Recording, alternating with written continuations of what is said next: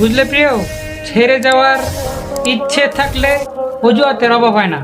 তুমি ছেড়ে যেতে চাইলে তোমার কাছে হাজারো অজুহাত থাকবে, আর যেই মানুষটা থেকে যেতে চাইবে সে হাজারো কারণে থেকে যাবে। আসলে মানুষের মনে কখনো কি হয় সেটা পাওয়া যায় না। আরেকটা মানুষ থেকে যাওয়ার জন্য হাজারো বাহানা খোঁজে, আবার একটা মানুষ ছেড়ে যাওয়ার জন্য হাজারো কারণ খুঁজে। সে যে কোনো একটা কারণ দেখিয়ে চলে যায়। আমাদেরকে প্রথমে ভালোবাসে, শুধু ভালো না, প্রচণ্ড ভালোবাসে। ভালোবাসা তার মায়াতে জড়ায়, প্রতিনিয়ত আমাদেরকে ভালোবাসার মায়া জালে ফেলায়। একটা সময়ের পর সে এটা থেকে বের হয়ে যায়, অথচ আমাদেরকে এখানেই রেখে যায়। আমরা সেই জায়গাটায় পড়ে থাকি। তাকে ভালোবাসে আমরা সেই জায়গাটাই থাকি, সেখানে অবস্থান করি, অথচ সেই মানুষটা যে কিনা আমাদের প্রিয়জন, সেই অন্য একটা জায়গায় ভালোবাসা খুঁজতে চলে যায়। একটা বড় চিন্তা করা যায় যে আমরা তাদেরকে কতটা ভালোবাসি। বুঝলে প্রিয়, তুমি যেতে চাইলে তোমার কাছে হাজারো কারণ থাকবে, কিন্তু তুমি যদি থেকে যাও, তাহলে হাতে হাত রেখে সারাটা জীবন পাশে থাকতে চাও, তাহলে তুমি চাইলেই পারো।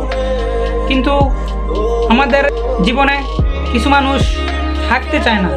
আমার খুব করে ইচ্ছা হয় সেই মানুষটা থেকে যাক, এখনো আসুক, এসে দেখুক। আমি তাকে প্রচণ্ড ভালোবাসি। মৃত্যুর আগ পর্যন্ত আমি একটা মানুষকে অনেক ভালোবাসবো, সেটা এসে দেখুক। আমরা তাদের যতবারই ভালোবাসি, ঠিক ততবারই তারা আমাদেরকে ছেড়ে চলে যায়। তারা নিত্য নতুন অন্য একটা মানুষকে নিয়ে সুখে থাকে, অথবা অন্য মানুষকে নাই বেছে নিক, দিন দিন তারা ভালোই থাকে।